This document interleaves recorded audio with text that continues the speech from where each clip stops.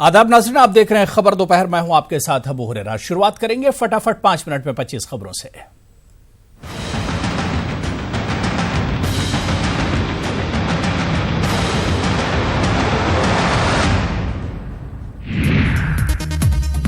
शत्रुघ्न सिन्हा के जिन्ना वाले बयान की हिमायत में आए मजीद मेमन। जिन्ना की तारीफ के साथ कहा, आजादी दिलाने में उनका अहम किरदार। बिहार में सियासी पारा चढ़ा। सीतामढ़ी में बीजेपी के सदर अमित शाह करेंगे रैली। एनडीए उम्मीदवार के लिए मांगेंगे वोट। योगी आदित्यनाथ भी आज बिहार में करेंगे इंतखाबी रैली। चंपारण, मधुबनी, शिवहर और महाराजगंज में इंतखाबी जलसों से करेंगे खिताब।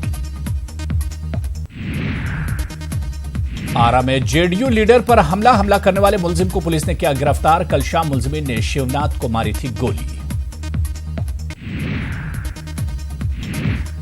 बदले पैसे बांटने की कोशिश, पुलिस ने 2 को किया गिरफ्तार। इंदौर में कार में आग लगने से मची अफरा तफरी। फायर ब्रिगेड ने आग पर पाया काबू। शॉर्ट सर्किट की वजह से लगी आग। तूफान फनी ने बदला रुख। बांग्लादेश के शुमाली हिस्से की तरफ तूफान का रुख। तमिलनाडु और आंध्र प्रदेश में बारिश की उम्मीद। उत्तर प्रदेश के नानपारा में आज प्रियंका गांधी की रैली। अवामी जलसे से करेंगी खिताब।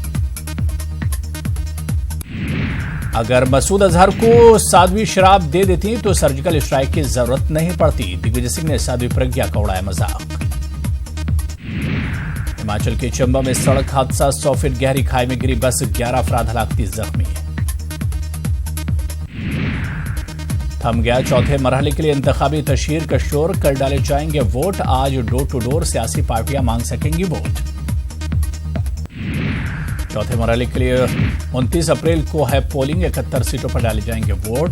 943 उम्मीदवार मैदान में। जेल में बंद अतीक अहमद वाराणसी से लड़ेंगे इंतखाब। जमानत मिलने पर प्रगतिशील समाजवादी पार्टी बनाएगी उम्मीदवार। छत्तीसगढ़ के बीजापुर में नक्सलियों का हमला। 2 जवान शहीद, 1 जख्मी।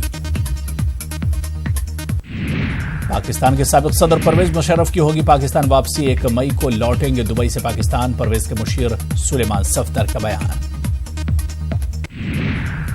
2 मई को खुसूसी अदालत में मुशर्रफ की होगी पेशी। वतन से गद्दारी का चल रहा है केस।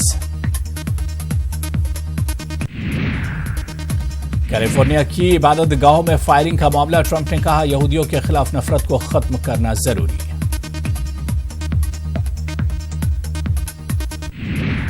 दिल्ली में आज खेला जाएगा आईपीएल का 46वां मैच। दिल्ली कैपिटल्स और रॉयल चैलेंजर्स बेंगलुरु होंगे आमने सामने।